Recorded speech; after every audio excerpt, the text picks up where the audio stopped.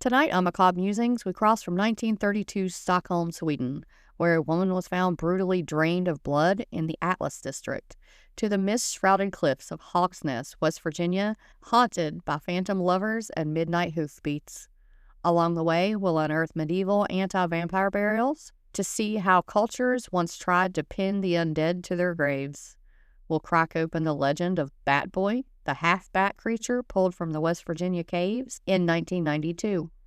Then chase two modern vanishings. Autistic teen Sebastian Rogers of Tennessee, lost without trace in February 2024, and Angela Gwinn-Stephens of Beckley, West Virginia, who disappeared in 1993. Brace yourself for a rapid descent into blood, bone, and unanswered questions that haunt us still.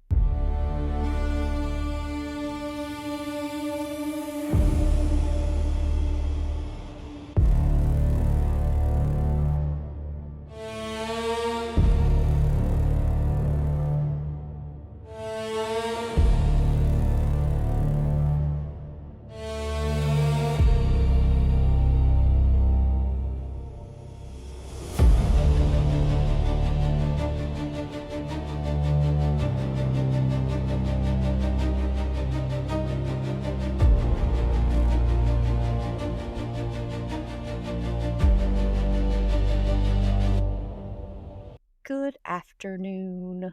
Good afternoon. Is it afternoon or evening? Is it afternoon there? Oh, yeah. It's 4. It's 5 here. When's evening? I say 6. Okay. I like Good to afternoon. think that 6 is evening.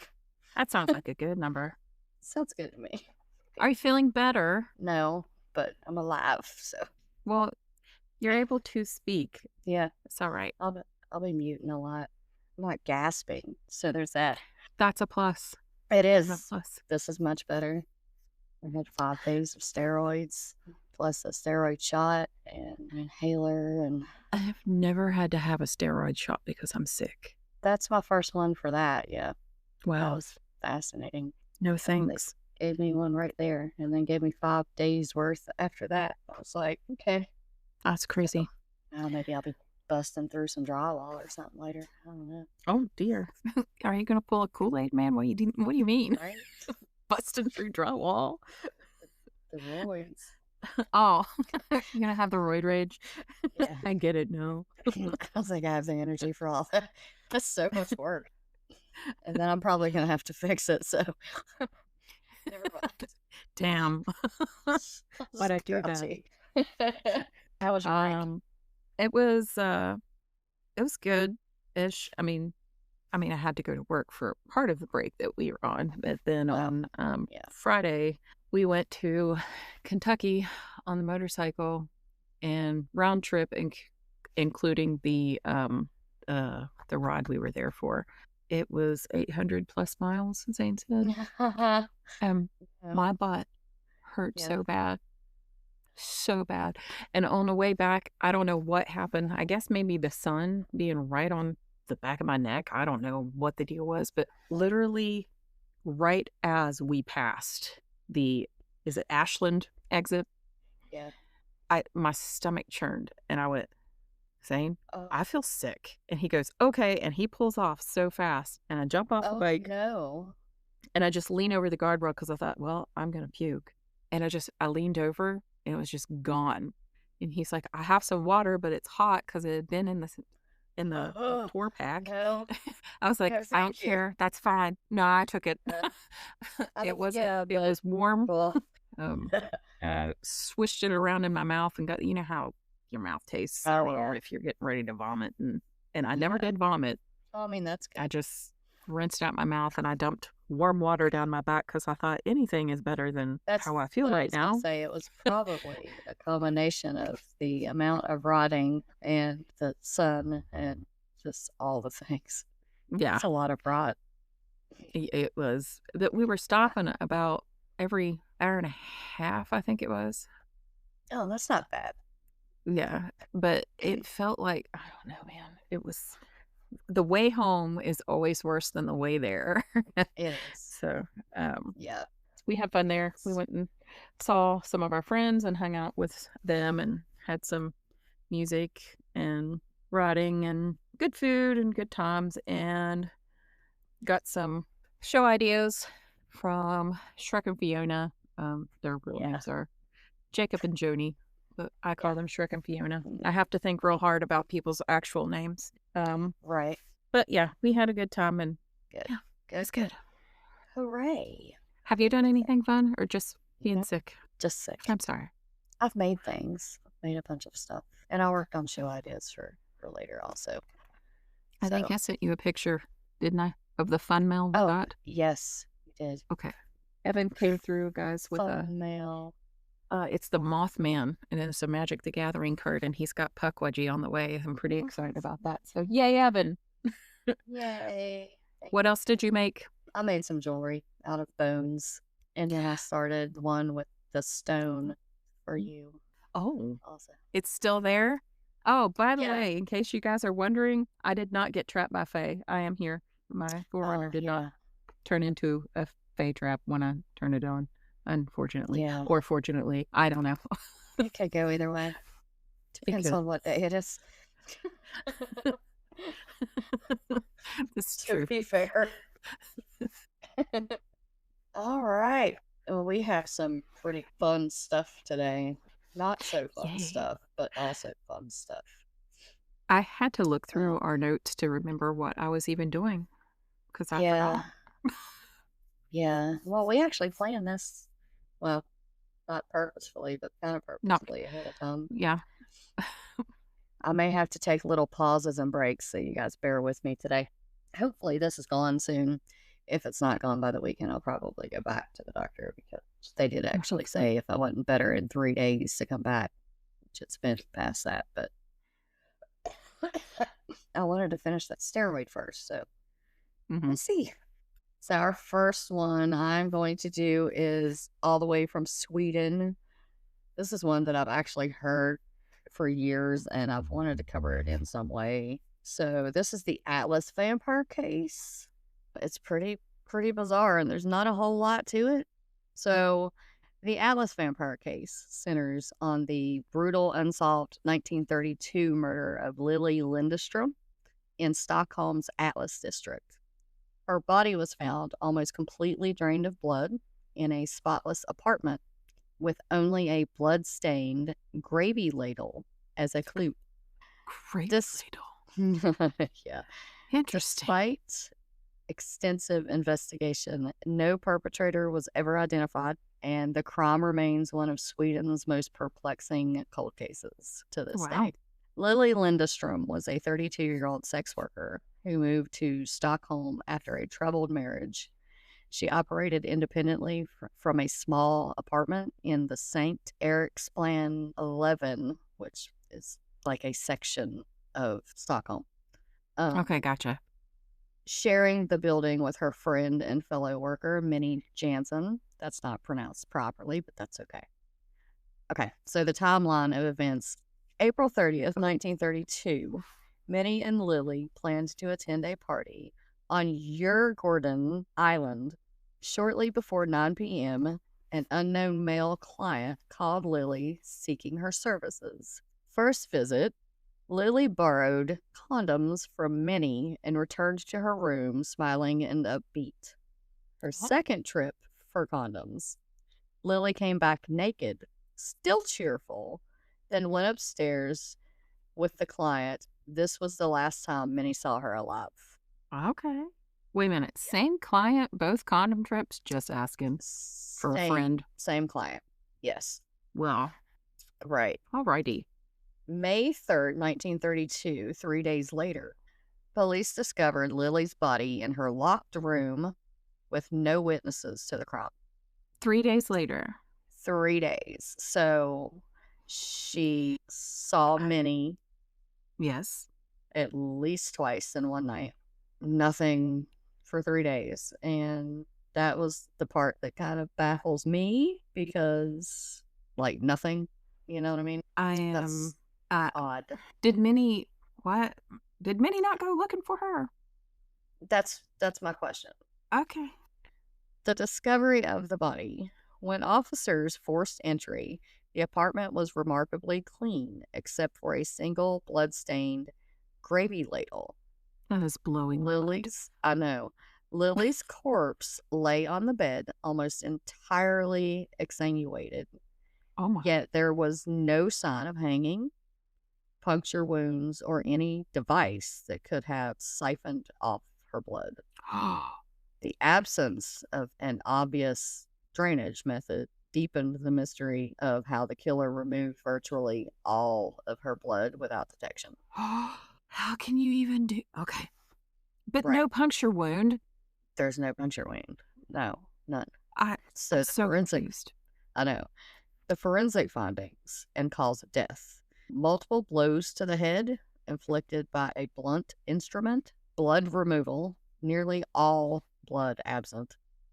No external machinery or incisions consistent with any conventional extraction. I just can't. Right. There was blood somewhere, because we have to assume...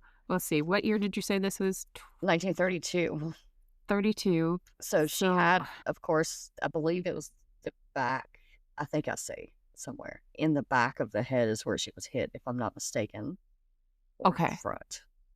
Okay. But it was nowhere near the amount that would have been left if she had actually bled out that much. And we are left to assume that bloody gravy ladle is covered in her blood. Right. The crime scene artifact, which is a clean gravy ladle, but it's coated with blood, suggesting the killer may have ladled or drank the victim's blood directly. But how? I have a... Okay. Go ahead. I have a theory. There was sexual evidence, of course, because there was a used condom still protruding from her body. Oh, okay. Indicating that she was likely attacked during or immediately after. Dubbed the Atlas Vampire, the murderer was never identified. Investigators believe the killer was one of her clients, possibly driven by a blood fetish or sadistic impulse. The methodical cleanup and silence in a populated building imply premeditation and a calm, experienced offender. With no leads, most experts agree that the perpetrator is long deceased, leaving the case to fade into Stockholm lore. I still have a theory. Okay. We can talk about it later. The Atlas vampire murder remains unsolved to this day. Its bizarre blend of sexual violence, gruesome bloodletting, and crime scene sanitation has cemented its place among history's most chilling enigmas. It continues to inspire podcasts, true crime retrospectives, and speculative theories about an undead predator stalking the streets of 1930s Stockholm. And that is it. I did see in one documentary that apparently on her little sink, there was a white, perfectly clean rag with like a tiny drop of blood on it. Okay. But nothing else indicating that it was cleaned up or anything. And then the ladle was also at the sink. Okay. You say there's a bathroom in there. Do we know Yes. whether or not there was a bathtub, or was this a... I do not know. Okay. That I'm not sure. So, and if you think about it that way, being the 1930s, if that were the case, it wouldn't be as easy for them to have gone in and tried to find out if she was in the tub at some point. But yeah. And the way that she was laying, she also was found with like cushions, like pillows and cushions on top of her. She was killed right there on the bed. So, okay, there was coagulated blood. Yes. From back there. Okay. Yeah. So you don't... can I run through this real quick? And you can cut it. Absolutely. Okay. So is it possible, and I don't know how plumbing worked back then, but is it possible that she was exsanguinated in the tub, the remaining blood rinsed out, because forensics would have been completely different back then, and then the reason for the and then moved back to the bed, and then the reason for the condom protruding from her was because he defiled her body after he repositioned her? I mean, and then just left it there? That's very possible. It's not a... That's the only thing I can think of. Yeah. And if he didn't rinse her head off well, Right. there would have still been blood. There was also no object that he hit her with there.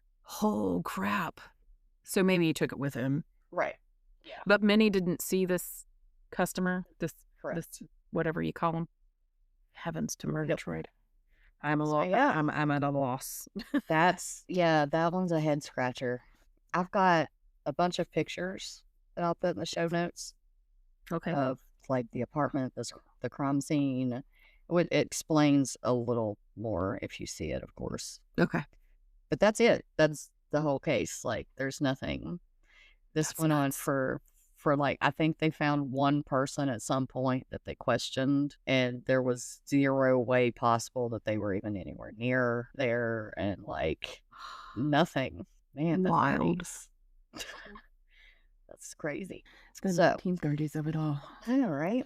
So this one, I had a little quick short one because that one had really nothing for you, except reasons to ask questions. I have another one which has a little surprise at the end. Okay. So this is the New Orleans vampire attic case. In the spring of 1924, New Orleans police responded to a disturbance call in the Marigny neighborhood and forced their way into a narrow shotgun-style house. In the darkened attic, they found a young woman, emaciated and pale, bound by iron shackles to a wooden beam.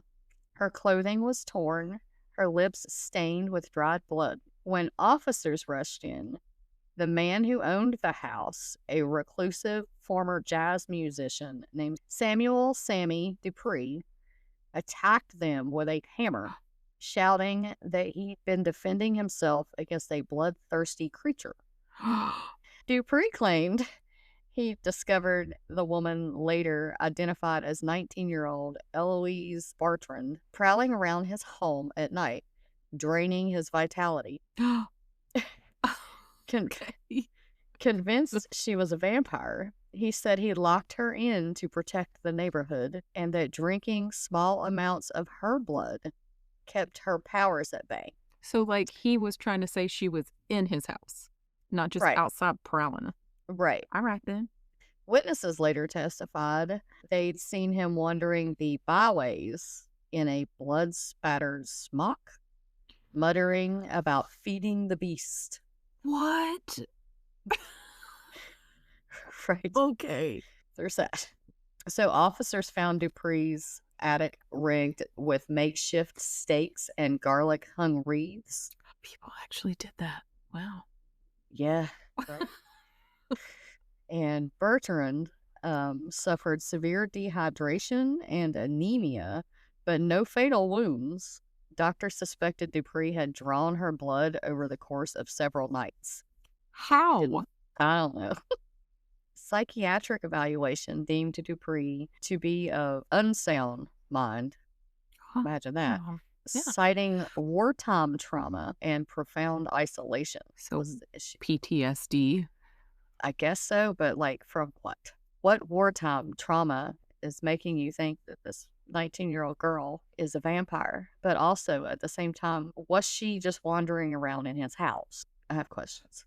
So, does she have any family or anything? Do we have any history on her?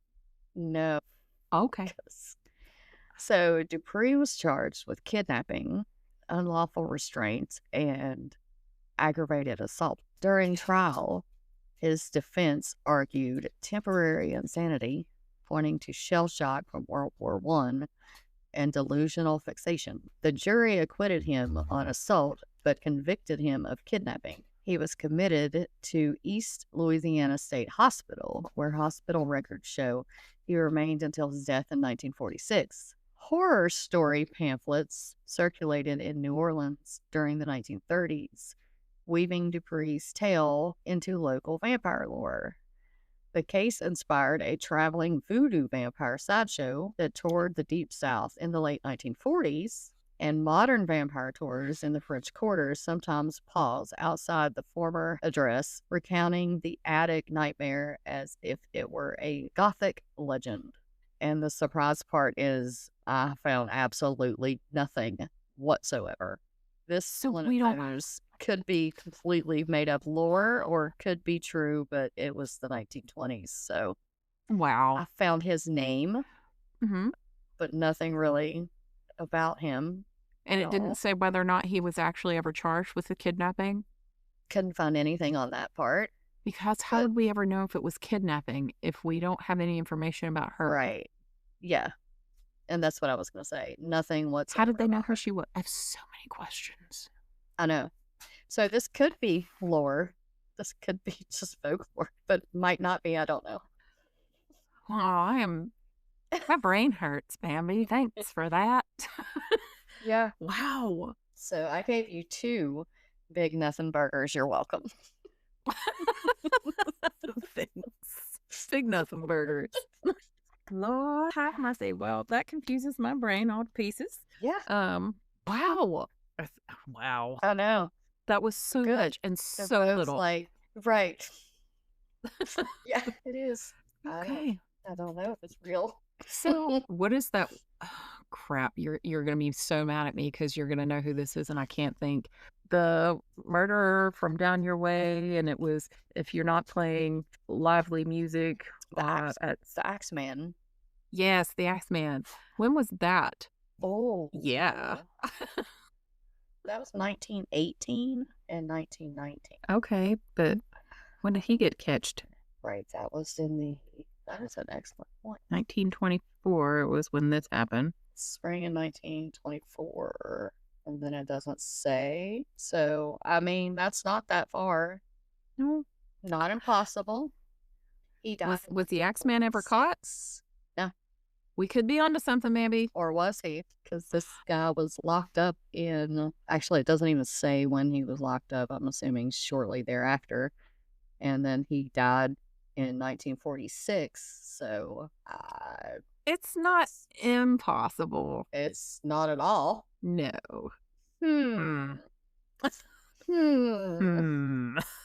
Indeed. I'm going to go with it. I think I think we solved the whole thing. You're welcome. Yeah, yes. Well, now that we've solved a crime from the 1920s. Imagine. What if we did just now? Yay. So I am going to talk about Hawks Nest State Park. And I know you have been there. I have been there many, many times. And my dear, poor, sweet fiance drove a U-Haul pulling my Jeep. Yeah, you did. Out of Hawks Nest. Somehow. You know what? I never even thought about the fact he was pulling your Jeep. I forgot about that part. Yeah. And it was a small truck. It wasn't even a big U-Haul. It was like the little one. It technically shouldn't have been pulling my Jeep to begin with. But the lady let us by with that because we were desperate. Did it start saying, I think I can, as it was climbing the mountain? The most god-awful sounds I've ever heard in my life. I was clutching the seat the entire time because I was afraid that it wasn't going up that scared me. It was going down. Oh, yeah. Because it didn't want to slow down. No, because the brakes are going to get hot. Right. And then I've got the Jeep. So it was an experience. I guess you could have driven the Jeep. Turn around and take my ass right back to St. Albans at that point. But yes, Hawks Nest. Yes. So I have been to Hawks Nest, but I have only been to, as far as I can remember, that part where you pull off and you go and you can see the stuff overlook. With the overlook. I think I've only been to there. Yeah. So I don't think I've ever been to any of the other parts.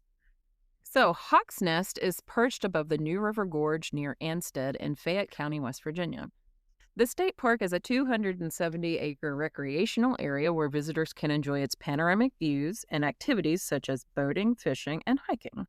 The name Hawks Nest derives from the large numbers of fish hawks, or ospreys, that once nested on the massive cliffs overlooking the New River Gorge.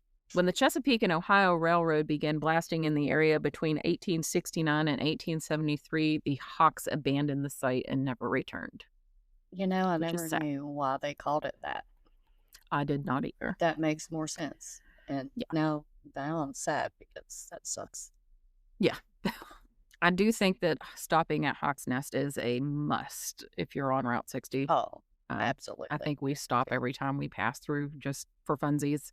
It rises about 750 feet above the New River Gorge, and I get dizzy if I'm close to the edge, so I can't really look over all of the beautiful view anymore, but I would love to see that whenever it's in fall mode if we had an actual fall. So if you have never had the privilege of seeing West Virginia in the fall, that's a good place to view it from. We're having good fall weather and our leaves have had a good drink and can turn without immediately turning brown. Just crisp. Yeah, and gross. So Native American tribes, including the Shawnee, regarded New River Gorge as sacred ground, passing down legends of spirits dwelling along its cliffs. European settlers arrived in the late 18th century, carving farmsteads into hollows. We call them hollers. And using the river for transport. Yes, hollers is proper word. Somebody said hollows. No. Unless you're talking about Sleepy Hollow, and then it's never Sleepy Holler. That sounds so redneck and like probably where I would live. I never thought of that. The redneck witch of the woods. She lives in Sleepy Holler. Sleepy Holler. Wow. That's glorious. Ma'am, can we rename our cemetery? I don't know, man. I think Dead End Cemetery is pretty good. Anyway. Yeah, I do too. Okay. So let's talk about some of the things that happened there. One of which is the hydroelectric project and tunnel disaster. In 1930, Union Carbide's Kanawha and New River Power Company launched a 3-mile tunnel through Gully Mountain to divert river water to a powerhouse at Alloy. Construction relied on dry drilling techniques in silica-laden rock with little ventilation and virtually no dust protection for laborers. Within months, hundreds of predominantly black migrant workers fell ill with acute silicosis, unable to breathe the fine crystalline dust that they inhaled each day. The death toll ranges from 476 to over 1,000 men, marking the disaster as one of the worst occupational health tragedies in American history. Efforts to commemorate the victims culminated in the Hawk's Nest Tunnel Workers Memorial Cemetery at Mount Lookout. A monument erected in 2012 bears the 48 confirmed names of those lost, though most remain nameless in an unmarked grave near what is present-day Summersville Lake. That's sad. So, let's talk about Lover's Leap and the legend of star-crossed lovers. Lover's Leap is the park's iconic overlook, which is not the same as the overlook we were talking about. Overlook, yeah. The scenic overlook. Yes, thank you. Lover's Leap is about 585 feet above the New River, accessible by a steep stairway carved into the mountain. Its name derives from an 18th century Shawnee tale of a maiden who leapt to her death rather than submit to an arranged marriage. According to legend, her lover vaulted after her, and the two vanished into the mist below. Imagine being that in love. It's a lot. Right. Over the decades, pioneer families wove additional variations into the lore, forbidden romances among European settlers, tragic missteps leading to accidental falls, and grief-stricken companions choosing death over separation. Let's talk about the hauntings of Lover's Leap. Visitors to Lover's Leap frequently recount uncanny experiences at dusk and under a full moon. Common reports include a translucent couple at the precipice, frozen mid-stride as if poised for their final leap. Faint laughter or desperate cries carried on sudden gusts of wind, heard only when no other hikers are nearby. That is 2 separate nopes. That's what Faint laughter? That's like one end to the other. Yeah. I'm gonna put those in the same category. Yeah, no. Those are Not both one nopes. either to be heard on gusts of winds with me, but Nope. no. But apparently only when you're by yourself. Which makes that so much better. A luminous white horse roaming the overlook, said to circle the cliff's rim before dissolving into mist. That's creepy. And also cool. Right. And a no thank you. These encounters often begin with a sudden drop in temperature and an overwhelming sense of sadness or vertigo. Some hikers describe an unseen hand pressing gently on their shoulders, guiding them away from the edge, just as their hearts pound with unnameable dread.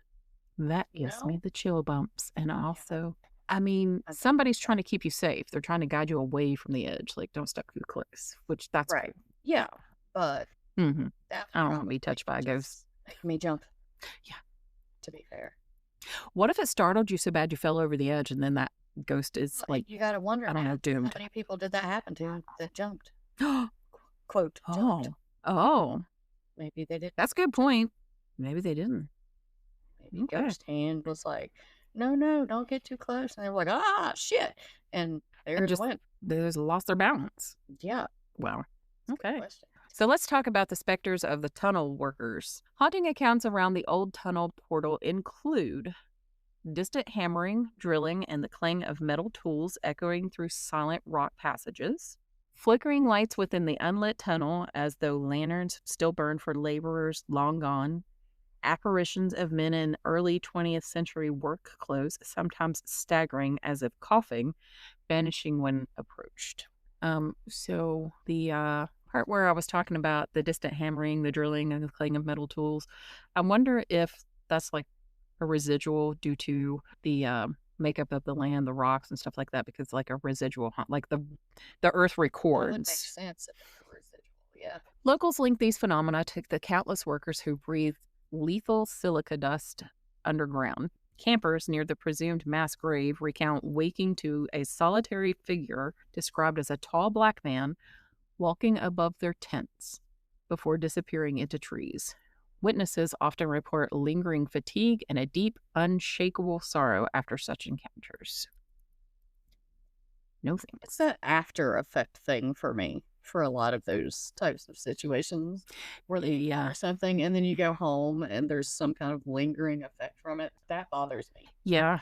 You gotta, if you're someplace like that, you gotta make sure you cleanse a bit before you leave and leave it there. Other ghostly phenomena at Hawk's Nest. The site's layered history has spawned a variety of lesser known hauntings, which is our favorite thing. Just to talk about, we don't want to encounter that. I mean, maybe. Well, it's 50-50. It is. Ghost lights. So orbs of pale green or blue that drift above forest trails, fading when approached. We do love an orb. I love me some orbs. Disembodied voices. So soft murmurs and whispering that follow hikers along the Midland Trail, sometimes sounding like prayers. Absolutely not. No. Mm-mm. Big no. Vanishing picnic groups. Shadowy silhouettes of families or work crews glimpsed by riverbanks, dissolving into dawn mist. That's kind of cool, really. It is like the whole family.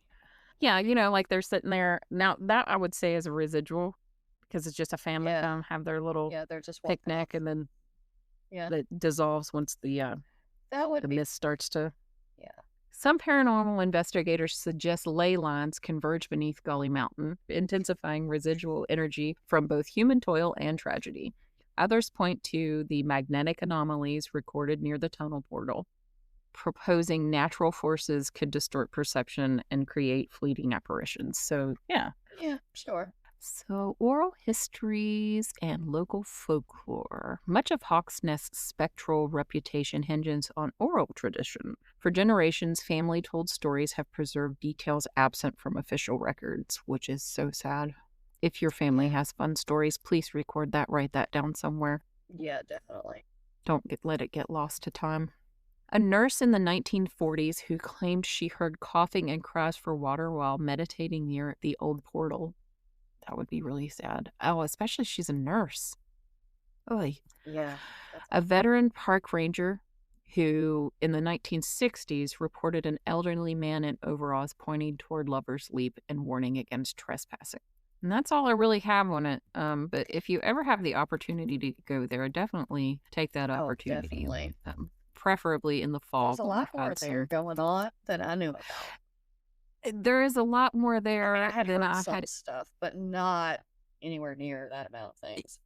Yeah, and there's a lot more going on there in general that I didn't even, like, I think I thought that Hawk's Nest was just that scenic overlook, and I was like, wait, Oh, yeah. there's more?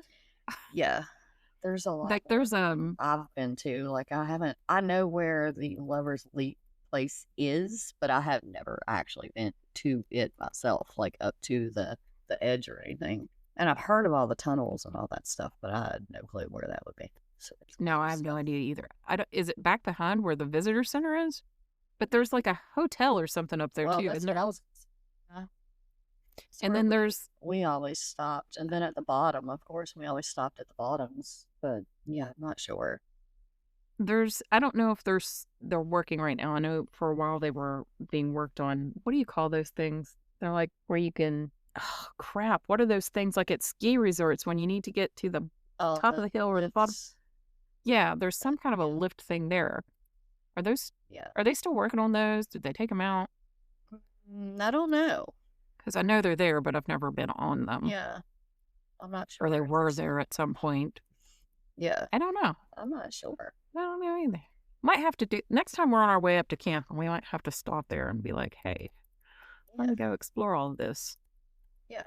See if I can get a spectral hand to keep me from going over Lover's Leap." All right. So I'm sticking with my little theme for bizarre burials. It's not really that bizarre, but it is pretty cool. So I am doing anti-vampire burial rituals. Oh, that's why you posted that picture of the with the cage over the grave. Yeah. Okay. All right. Apotropaic measures across Europe. From medieval Poland to Renaissance Italy, communities conducted apotropaic burials, rituals designed to keep the dead from rising as vampires. Graves have been found with heavy stones atop the chest, blades lodged across the neck, limbs dismembered, or stakes driven through the torso. Archaeologists debate whether every deviant burial reflects vampire fears or broader revenant superstition. So they buried these people thinking they were vampires? Or they just were afraid they would become one? Could go either way. Okay. Yeah. In a 5th century cemetery in Italy, a 10-year-old child's remains were interred with a fist-sized rock forced between the jaws.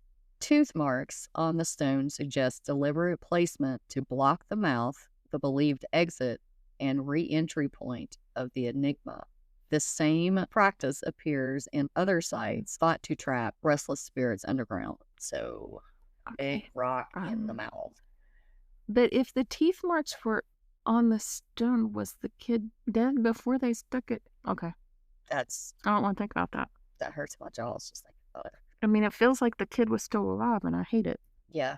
At a 17th century Drawski cemetery in Poland, 5 skeletons were buried with sickles pressed against their throats or hips.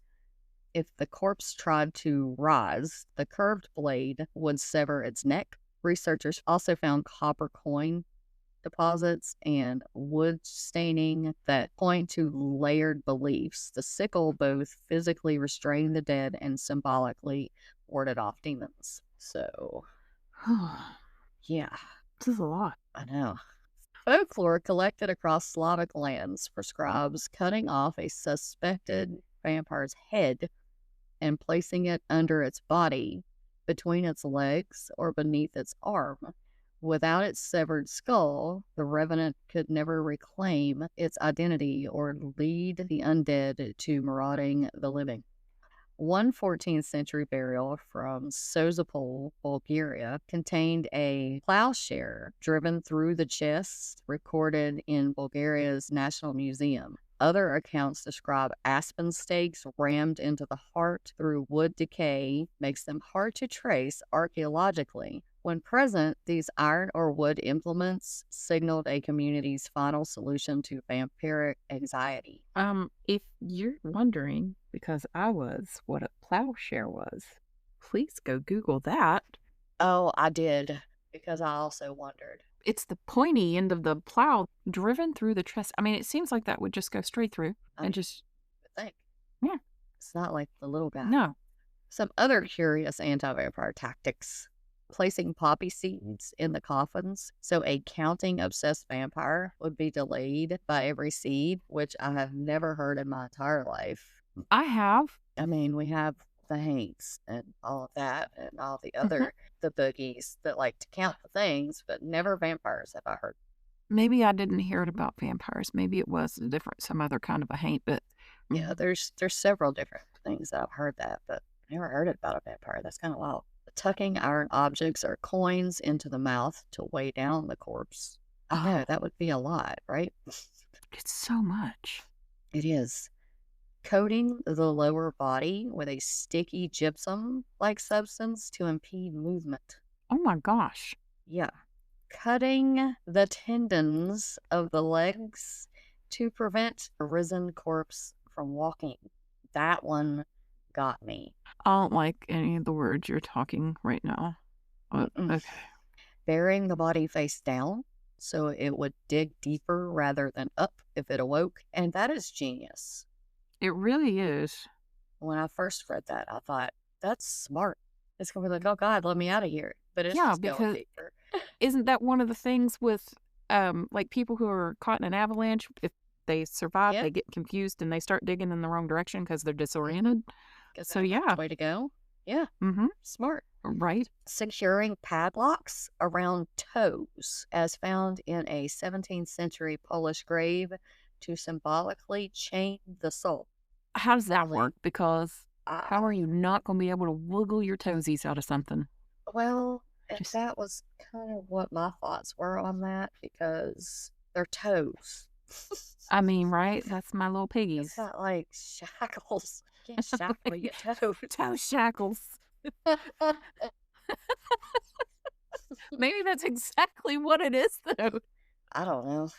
That is some of the many anti-vampire. You're gonna want to look into that, and you're welcome. Because I just wanted to see what it looked like. Toe shackles? Google padlocks on toes. Oh, God. Well, I mean, it sounds worse than it is. Yeah, and then hit images, because it is a literal padlock. It's padlocks. Is it around their ankles? That's not. Is it around their ankles? Has to be. It almost has to be. Yeah. I don't know, because one of these looks like it's literally, there's like toe bones. Oh, I see it now. With a little padlock there with a thing going across. Wait, it won't show you my phone. That, I don't know, but I'm still opposed to toe padlocks because that's just weird. Now, I'm seeing lots of pictures now, and all of them literally look like they done locked down somebody's toes. So, did they perforate? What I was going to say, maybe penetrate the skin? Went through. Like their metatarsals are wrapped in it. The toes? Yeah. Is that what that bone is there? It's one of them. I mean, it makes more sense than just toe locks. That sounds like jewelry. Right? Keep your ankle bracelet. You know, start a trend now. People are going to be wearing padlocks around their ankles. Let me take you back in time. It's Tuesday, June 23rd, 1992. You're waiting somewhat impatiently in the checkout line when this headline captures your attention. Bat child found in cave. Boy captured by explorers 2 miles underground. His giant eyes see in the dark, and his ears are better than radar, say scientists. Those attention-grabbing words, the face of Bat Boy himself, pale, almost translucent skin, oversized pointed ears on a bald head, enormous glassy eyes too large for a human skull, and his mouth wide open in a silent scream, revealing razor-sharp teeth and creating a bulbous double chin. Now that you've pictured all of this in your mind's eye, let me throw this in. All of these alarming features are on what I can best describe as a baby face. Yeah. Do you remember that tabloid? Oh my God, yeah. I believe I had one, like a copy. Really?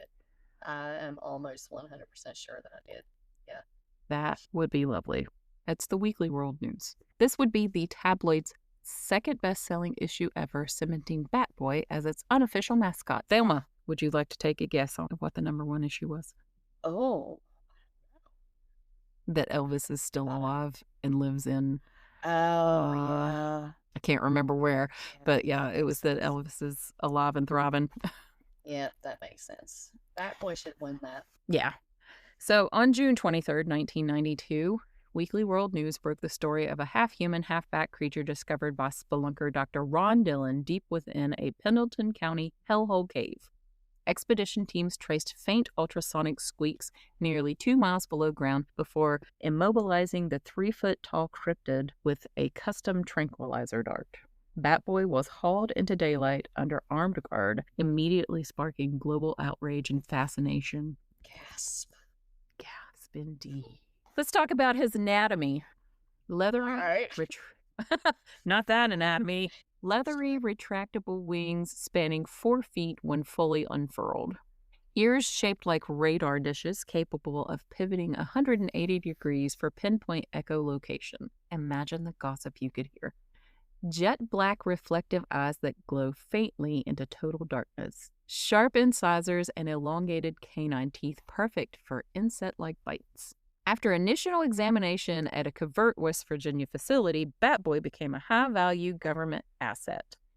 He slipped through air ducts in a maximum security cell using his wing membranes. Hot-wired a military Humvee to plow through an FBI roadblock. I've Your never face heard right of now. this. That's rude. Oh no. That he didn't pick us up? Boy. Yeah, that's rude. Dug a quarter-mile tunnel beneath reinforced steel doors by chipping away at mortar. Listen, they had him doing some stuff. That ain't right.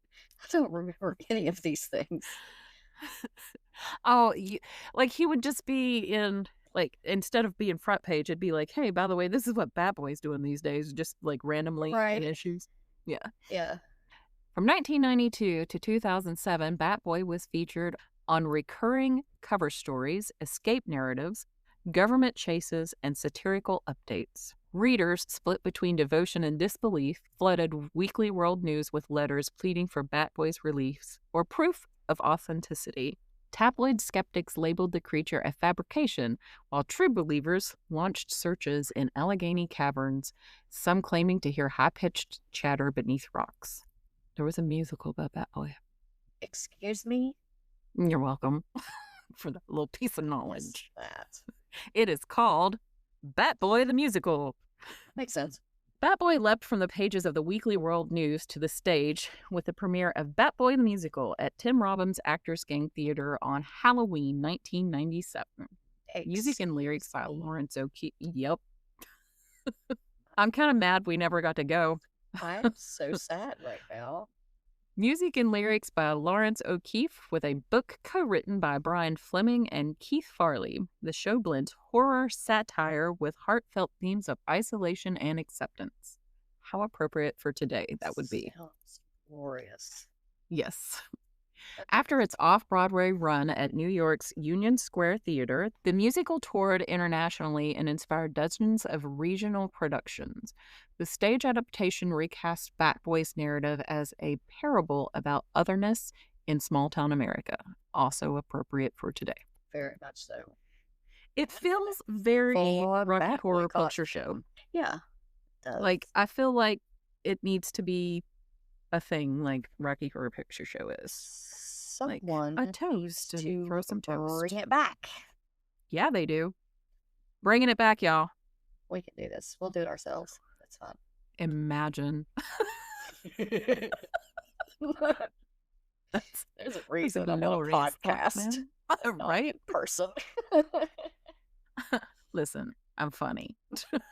Batboy was featured in the Adventures of Batboy cartoon strip inside Weekly World News. Peter Baggi, and I'm sorry if I mispronounced that, he initially created the serial comic portraying Batboy in absurd escapades from presidential arrests to death metal gigs. Yeah. And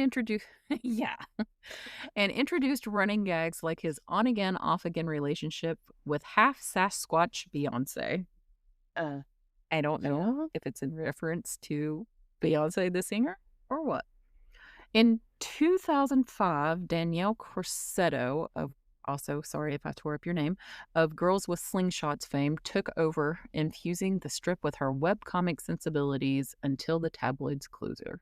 The final Adventures of Batboy strip was on June 29th, 2007. In the very last issue of Weekly World News, Danielle Corsetto closed out the long-running comic strip with a self-aware, bittersweet gag that nodded both to the end of the comic and the tabloid itself. So for this setting, Batboy infiltrates the Weekly World newsroom on going out of print party night. So they were having a party. Yeah.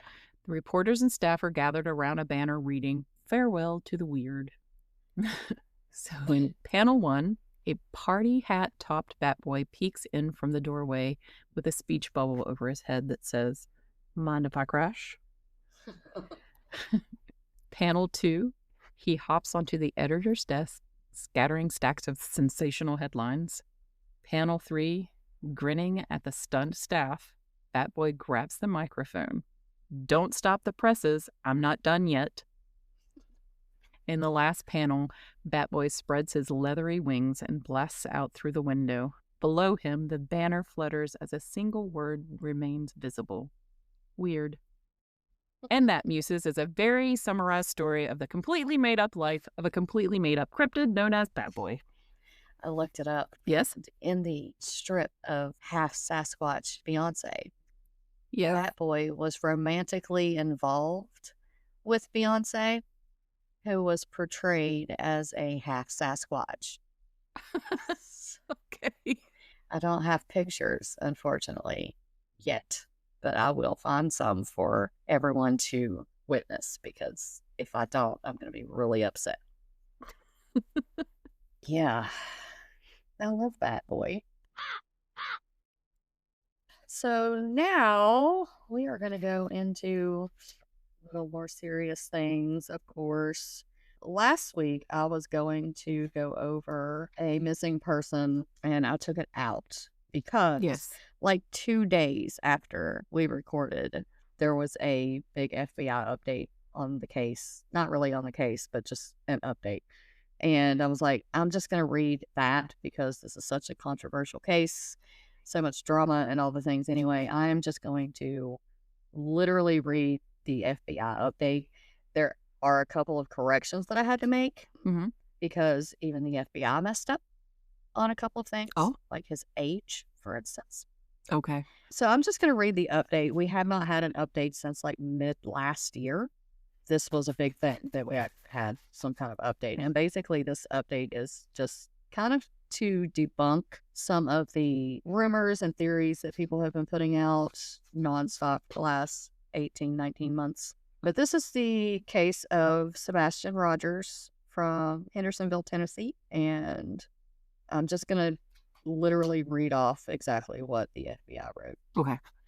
On February 26, 2024, Katie Proudfoot went to wake up her 15-year-old son for school. To her surprise, he was nowhere to be found. Sebastian Wayne Drake Rogers had spent the previous day with his mother. The pair shopped at a department store, played video games at a bowling alley, and had dinner at a local restaurant before heading home for the evening. After returning to their home in Hendersonville, Tennessee, Katie and Sebastian prepared for bed, saying goodnight sometime between 9 and 10 p.m.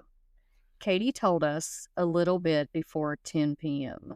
She heard a loud bang coming from Sebastian's room, so she yelled out to ask him if he was okay, which he responded that he was, said Detective Brandon Carter from the Sumner County Sheriff's Office. She told him to go to bed because they had to be up early for school the next morning.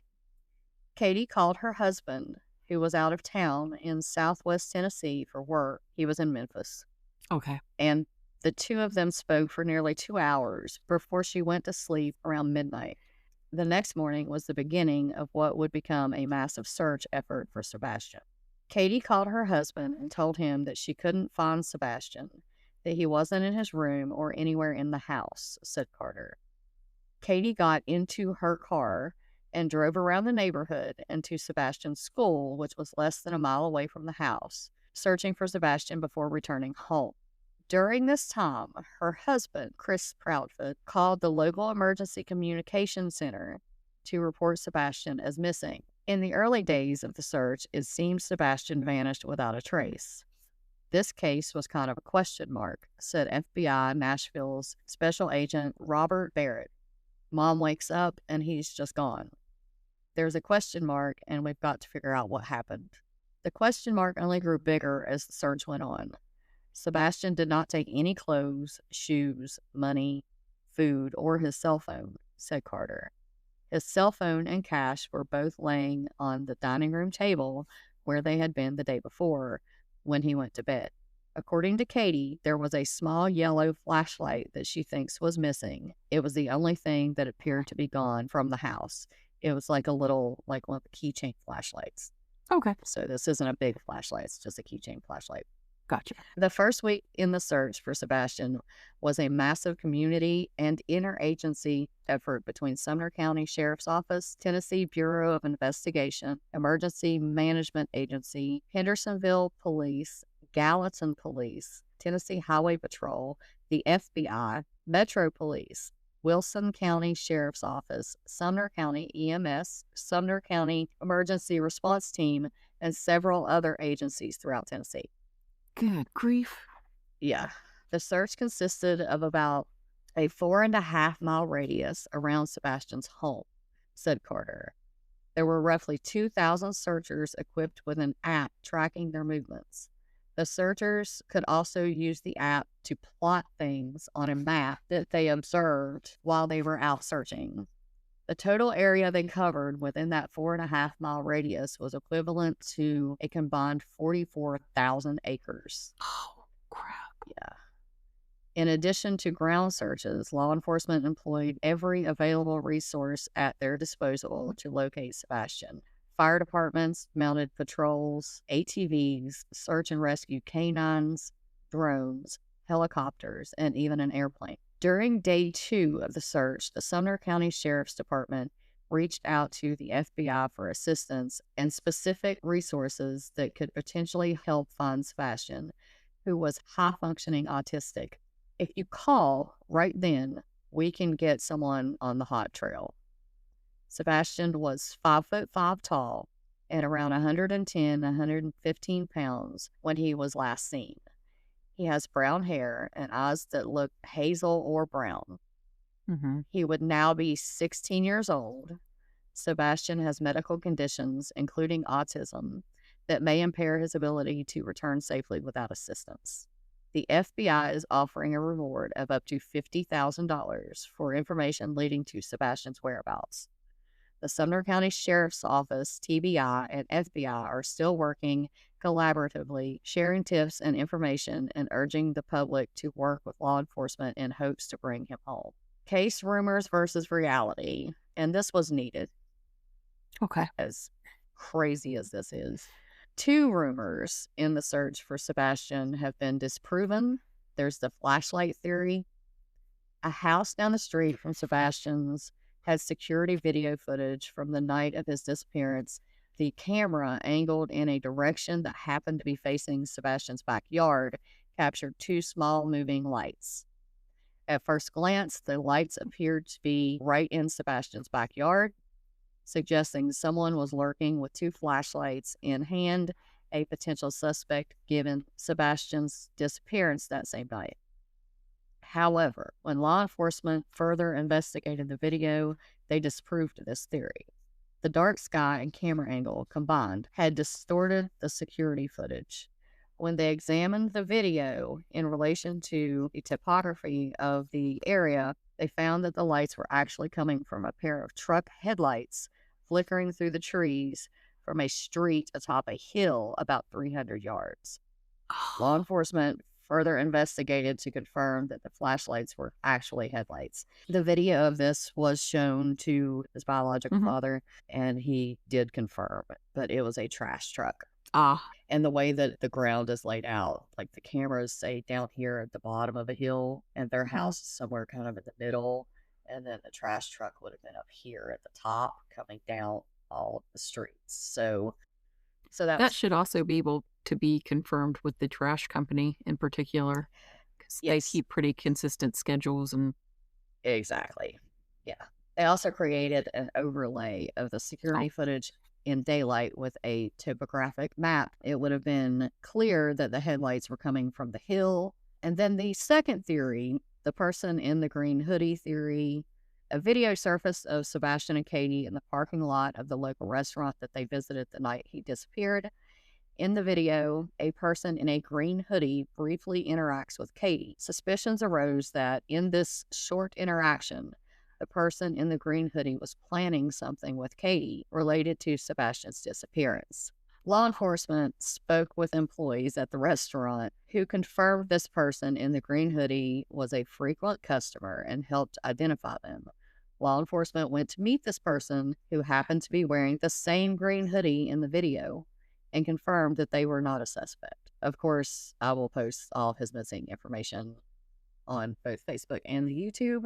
So that's the update. There's not really a whole lot other than that stuff that we know, and then the rest for the last year and a half has just been drama. But I do find it kind of crazy that the FBI had to actually come out themselves to clear up 2 rumors about a case with a missing child.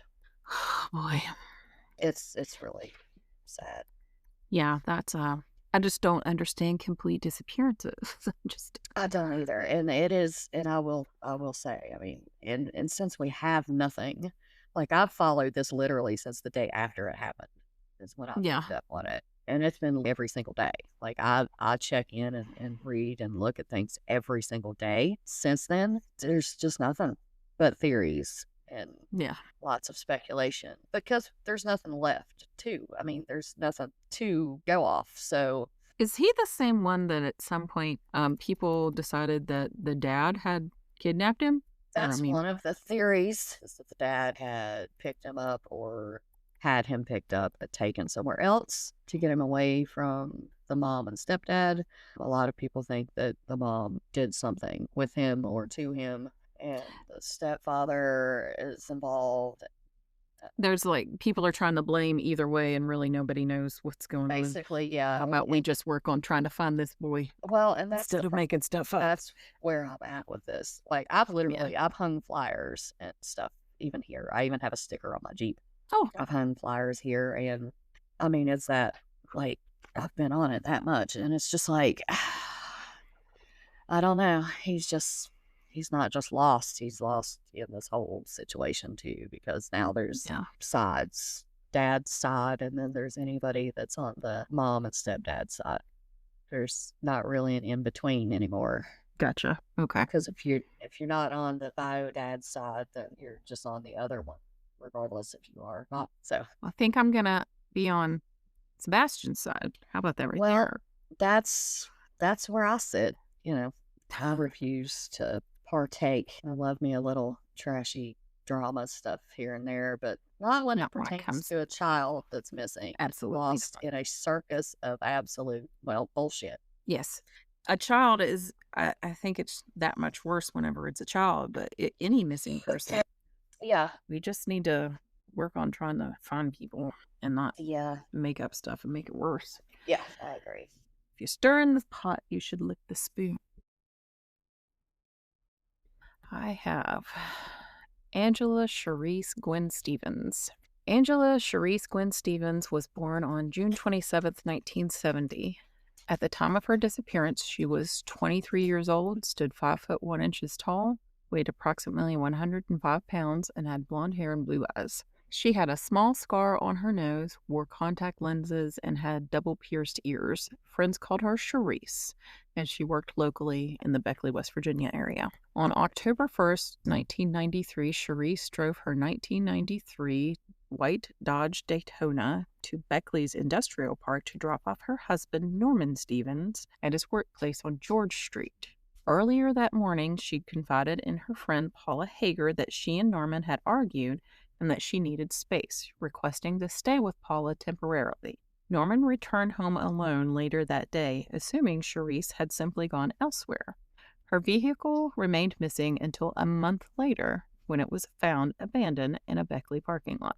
A discrepancy exists between the NCIC entry generated by Norman's divorce petition on October 27, 1993, and the family's local missing person filing nearly 11 months later. This gap may reflect procedural quirks or private negotiations that delayed the family's report. Let me explain. Norman Stevens initiated divorce proceedings on October 27, 1993. The exact grounds he cited remain unknown without the original petition, though West Virginia statutes of the era commonly reinforced incompatibility, irreconcilable difference, or willful desertion. The divorce was finalized on February 14th, 1994, Valentine's Day. Norman never submitted his own standalone missing person report for Charisse and has consistently declined to provide details to investigators. Of course. She was missing on October 1st. Right. And he filed for divorce on October 27th. Right. Okay? Wow. And it was granted on February 14th, 1994. Norman was the last known person to see Charisse alive, yet refused polygraph testing and never fully cooperated with law enforcement inquiries. He did not file a missing person report himself and declined repeated requests from both authorities and Charisse's family to discuss the case.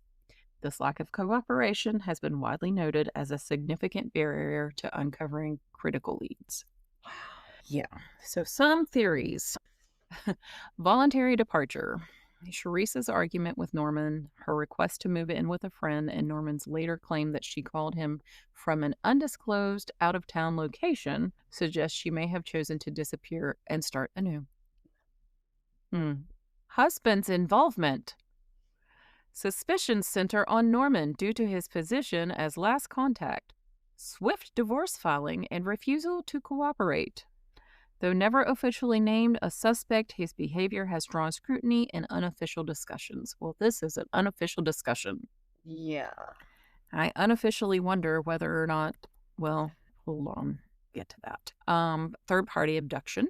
The abandoned Daytona hints at the possibility of an opportunistic abduction by a stranger soon after Norman left her. Is it impossible? It's not. Accidental death. Beckley's rugged terrain raises the prospect that Charisse suffered an accident, perhaps in remote hollows, with her remains uncovered.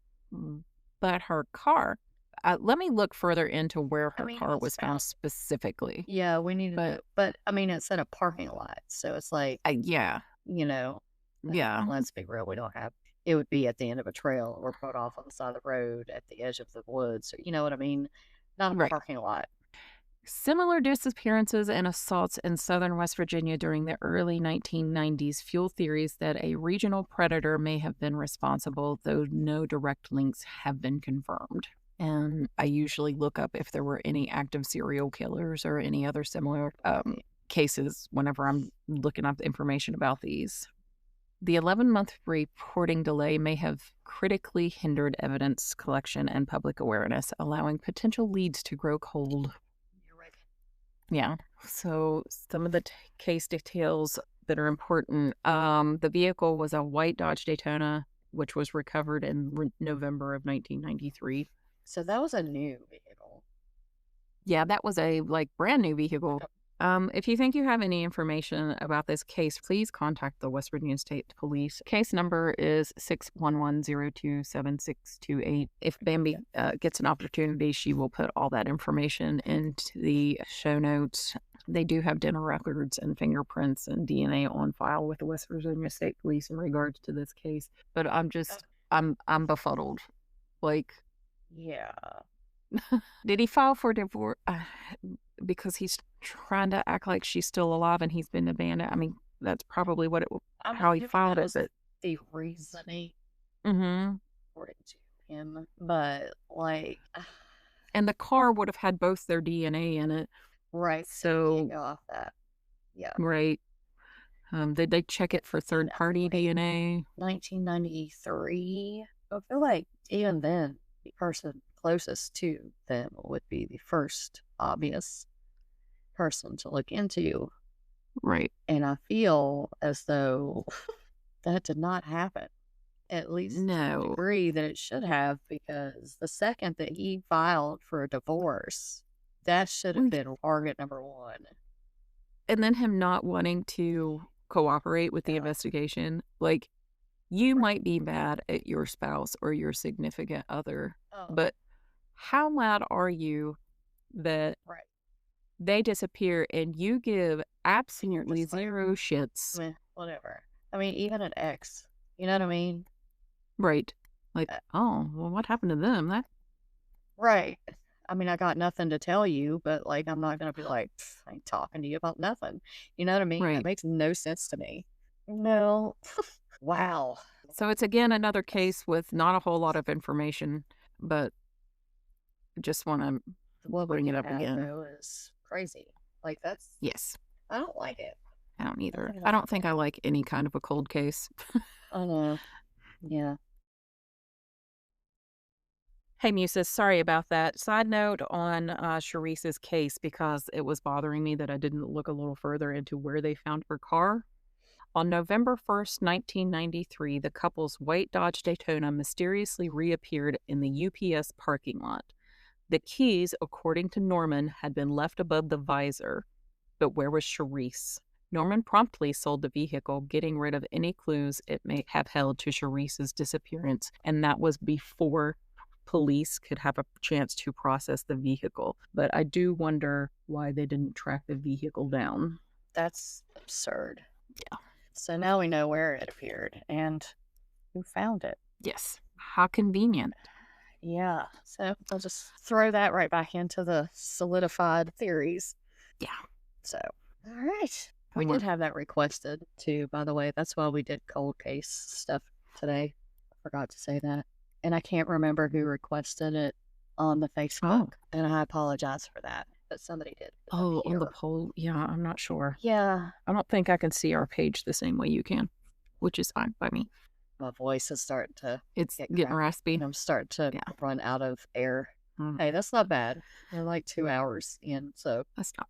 all right. So I think that's all we have for you this week. We appreciate y'all and thank you for joining us around the fire tonight. If you've got your own macabre musings, tales, questions, or lore that you're dying to hear, find us on Facebook or drop us a line at Macabre.Musings.Podcast at gmail.com. Pull up a chair next time as we dive into more dark, creepy lore and maybe tumble down a rabbit hole or two. Until then, keep your lanterns low and your curiosities high. And we will see y'all later.